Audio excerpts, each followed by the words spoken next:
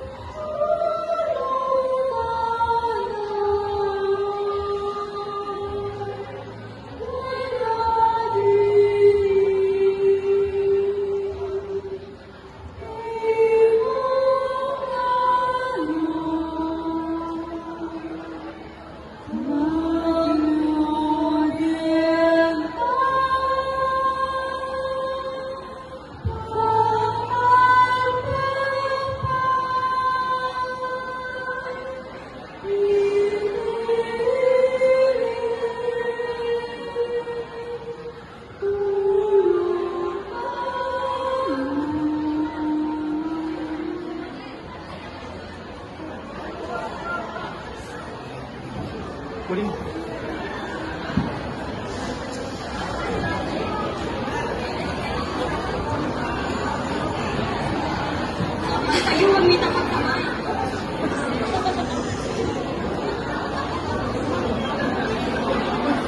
Pilipinas, bayan ng aking lahi at punan ng aking pag-ibig na kinabibilangan ng 30 na sumisimbolo sa kagitingan, historia at kultura ng ating bansa mula Luzon,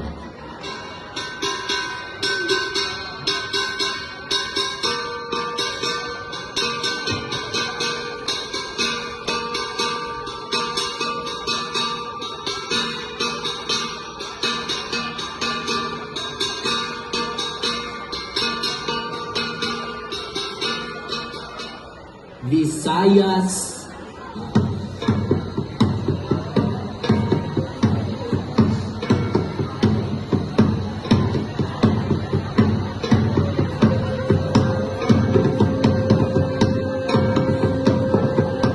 at kaduluduluhan ng Mindanao,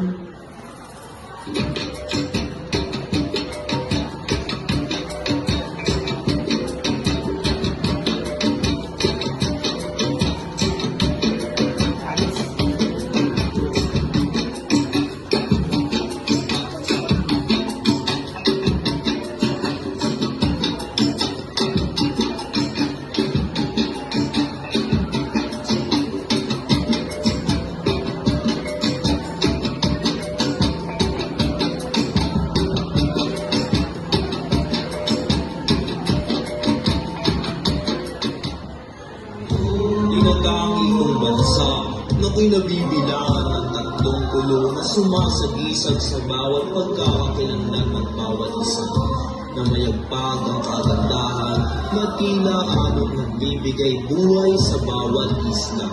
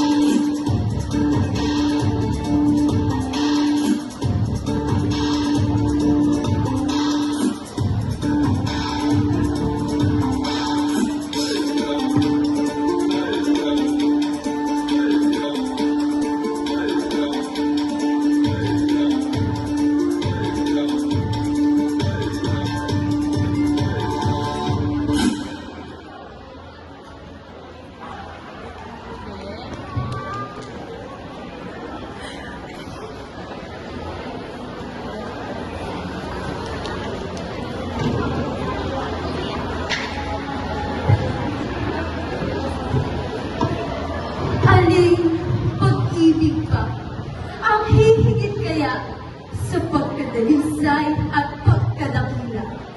Gaya ng pag-ibig sa tinubuang lupa? Aling pag-ibig pa? Wala na nga! Wala! Ulit-ulitin ang basahin ng isipan at isahin sa ikalastasin, piliting salita, buhay na limbag at titik ng isang katauhan. Ito'y namamasid. Oh, mahal kong bayang sinilangan. Bukat ng luha mo at dalina. Lantay ng perlas ng silanganan. Iyong pagkamutan, itong malay kong buhay. Handog sa'yo, magpakailanman. Sa tapat ng balintataw, ng takipsiling, ang tanging nasusulyapan, ang 3 bituin at isang araw. Gaya ng isang kalawakan na naghihintay na masulyapan. Aking sinta! Aking bayan! Sa aking nagsisilampong damdamin, itinatanging iron, di parang ilog na walang hanggang umaayos.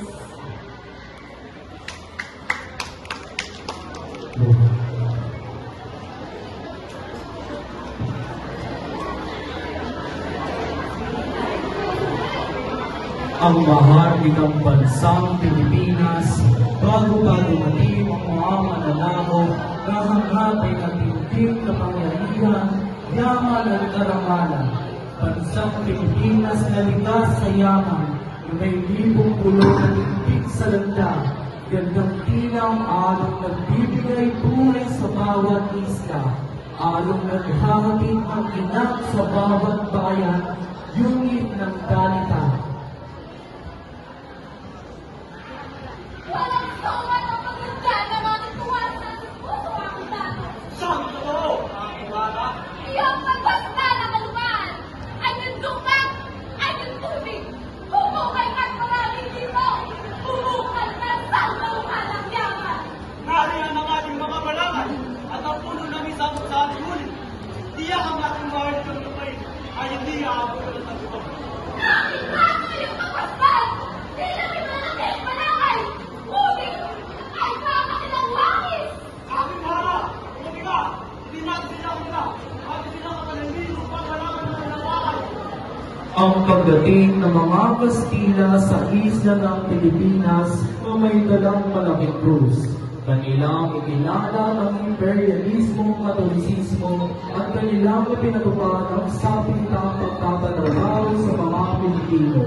Kanilang sinako ang lahat ng mga bayan, pinagsamantalahan ng mga kabutanigan at nilabastangan ang karapatan ng bawat mamamayan.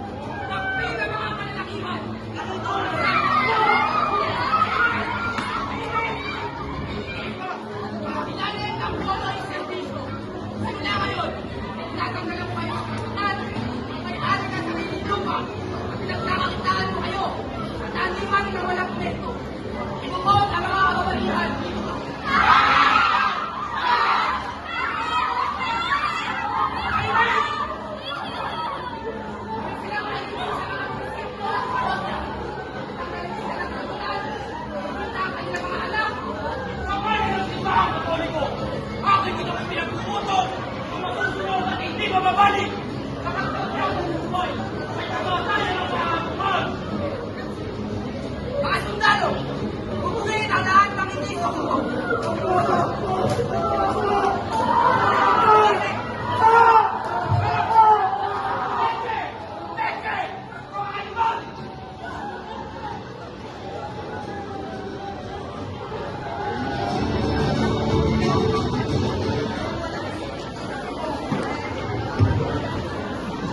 Nagkaroon ng konting kaginawaan at paghilom na makalaya ang Pilipinas sa unang layuang mananakop. Sa pamamagitan ng dalawang nobela, pinipito sa kalagayan ng bansa't mamamayan. At ang mga himansigan ay nagkaroon ng malinawagan sa bawat Pilipinong pinagkaitan at tinanggalan ng pagpatungo sa matayog na kalayaan. Ngunit tayo, tunay na bang malaya na?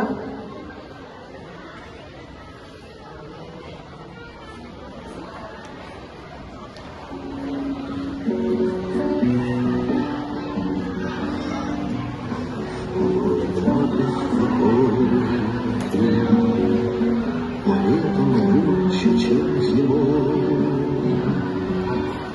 с войной покончили мы счеты, с войной покончили мы счеты, с войной покончили мы счеты, перешли, пошли домой. Война нас гнула и косила.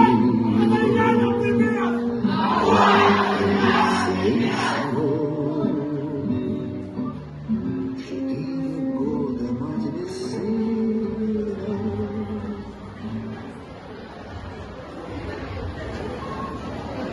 Sa pagdating ng mga Amerikano, nagkaroon ng negosasyon ng dalawang bansang dayuhan. Tayo'y pinabili ng mga Espanyol na para pang kasangkapan na binagsagang Treaty o Paris. Sa halagang 20 milyong dolyar ay nakalaya ang bansang Pilipinas sa 333 taong pananakot. Lahat ng mga dayuhang Espanyol.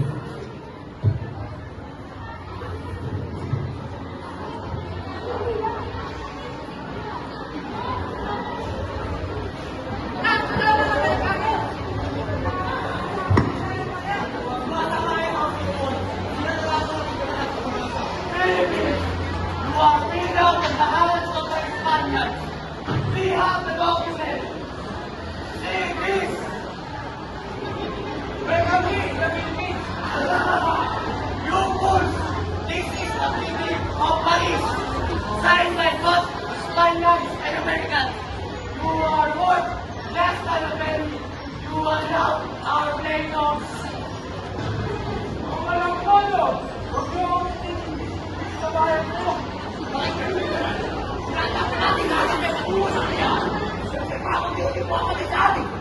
Mga kabukayan ko, hindi kayo. Mayroon tayo sa mga kalaban dito sa ating mga sarili. Ang iyo may mga Amerikano. Yan! Ito pa talaga ang kalaban natin. Ang ating mga Pilipinas. Wala ka ng kalaban. Wala ka ng kampi. Wala ka ng bako. Hindi ba ang kalaban?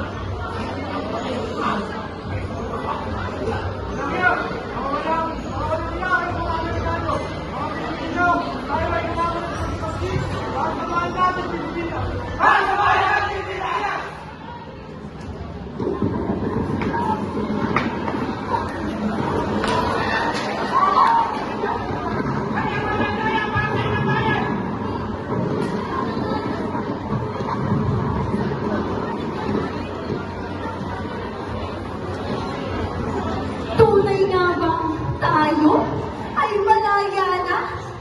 Lumaya sa mga sungay ng dayuhan? Nakatakas na nga ba tayo sa mga makalawang na tali ka na? Nagtumukulog at sumasukat sa ating mga leg! At tayo nagmimisto lang parang ibon sa hawla na kahit may pakpak ay walang kakayahang lumipad. Nagwakas na nga ba ang 300 at 30 taon na mga alipin? Nagagalit ang puso ko! Nagagalit ang umaa ko na sigalan sa pagkat! Umupatuloy pa rin sa aking balitataw ang libo-libo Pilipinong pinasaan! At pinakasal ang mga pangarap. Mga kabataan na nawalan ng kinabukasan, mga kababaihan na nawalan ng sandalan, mga ama at sundalo na nawalan ng tahanan, at pag-asang makamit ang kalayaan. Agnus Dei Praetoris, Belata Mundi, Dona Nobis Pacem, Dona Nobis Pacem.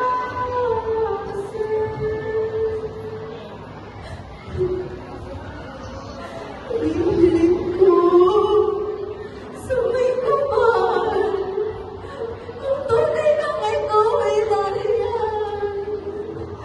Sinasambit ka mo na sa may patawaran ng aking puso. Mas gugustuhin ko ba na ang aking bayan ay walang impyerno? Pero Pilipino ang namumuno. Isa sa hugad na mapayapaan. Ngunit kinakasa ng mga dayuhan ang aking bayan.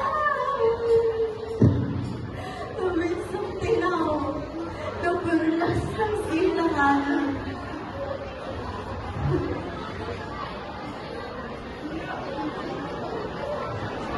Ang pagdating ng mga nagmamarchang Hapones na may dalang bayoneta, baril at katapulto. Narito sila sapagkat sumigla ang ikalawang pagdaigdigang digmaan Sa nagdaang 333 panalangin ng imperialismo ng Espanyol ay muling namulat sa magulong karahasan ang bansang Pilipinas. Daan-daang buhay ang nasayang, daan-daang mamamayan ang nagdusa sa kamay ng mga Hapon. Tila ibong nilagasan ng pakpak sa kalayaan at binilanggo sa hawla ng katarungan.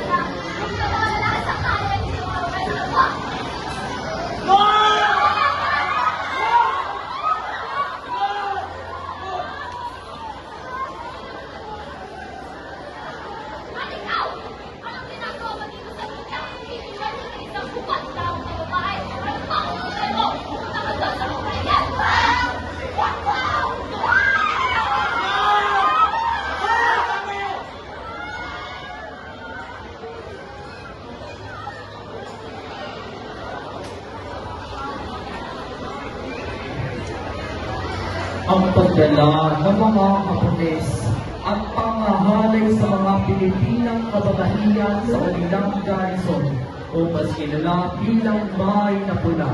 Walang sinutunggulang ng parasan ng mga Hapon. Tinratong tarausan ng bawat Pilipinang parating ng kanilang karahasan at kalayan. Madugong sigaw ng pagmamakaawa at tanis ng kababaihang nais maalaya.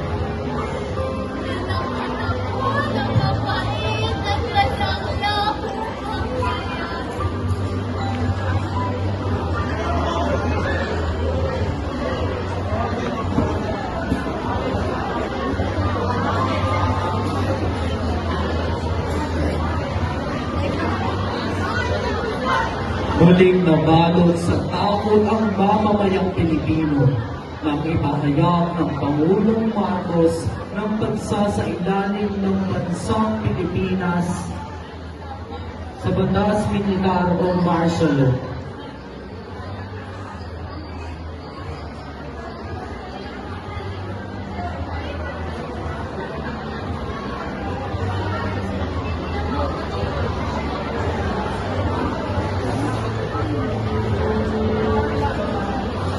I, Ferdinand Anthony Marcos, President of the Republic of the Philippines, hereby declare our country a proclamation or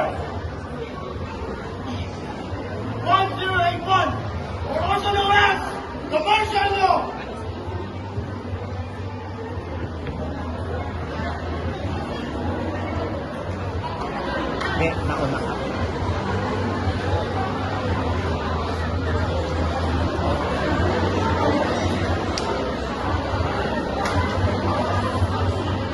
Di alam ang oras ng ika'y pagising. Malabo ang paligid, iyong napansin. Habang nanunuot ang maalinsangang hangin. May nagsisigawan, nagpapalahawan, nag-iiyangan. Luha at dugo iyong tatapakan habang sumisigit ang naliganiga na hindi mapangatwiran. Putik ng balat pulbura, bumpag bayoneta, espada at granada, dinamitan sa data, animoy tanggalian, digmaan at buksan. Aking bayan, ang iyong kagandahan ay hinalay. Ikaw ay pinalatan ng buhay, tinanggalan ng mga buko, walang itinirang buhay, kahit kaunti upang paghawakan. Bukbog sarado, hindi maindihan ang mata, hindi maibuka ang mga paa, paulit-ulit kang Pilipinas, pinipila-pilason, tinatapak-tapakan, dinudura-duraan, diyuyura-yurakan. Namamagdaman ang sayo'y natitira.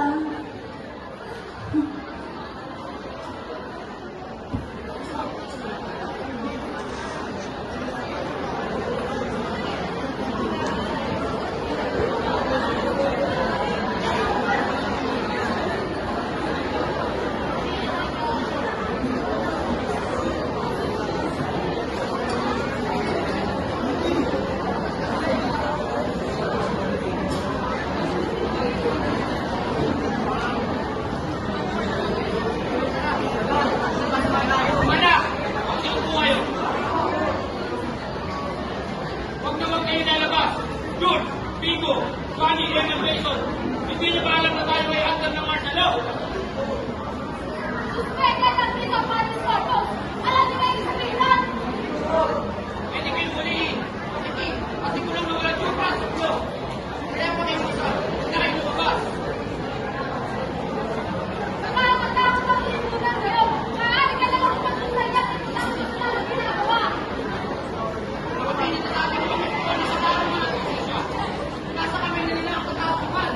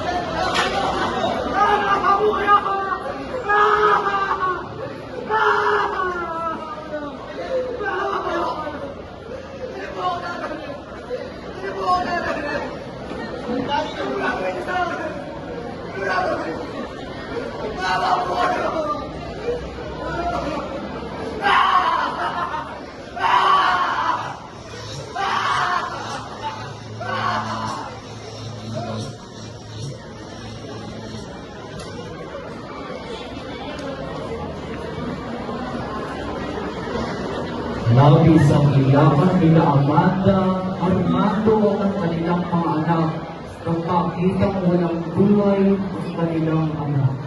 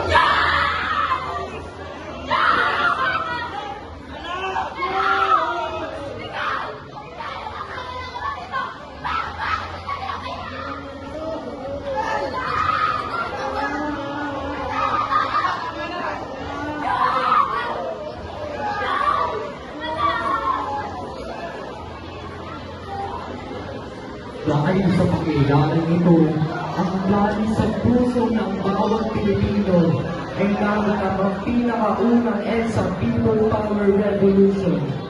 Hawak-hawak kamay ang sambayan ng Pilipino upang makatalsik sa pwesto ang rehimeng presidente.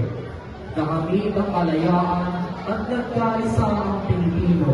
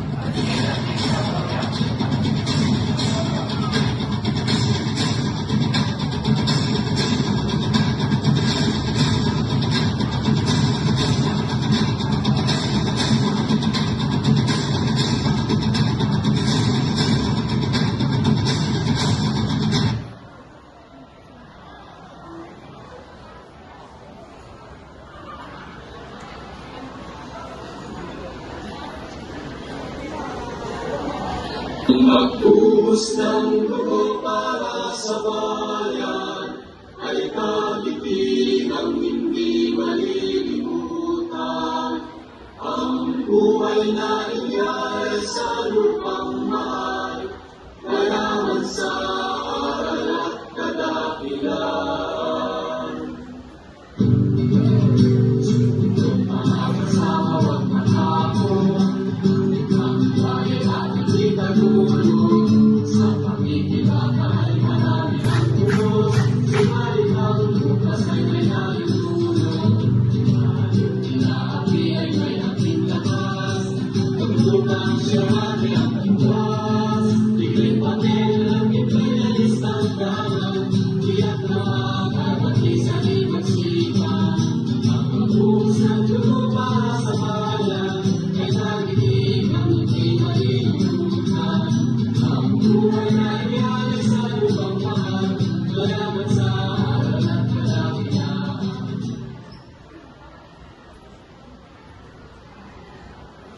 Pilipinas kong minumutya, pugad ng aking pag-ibig.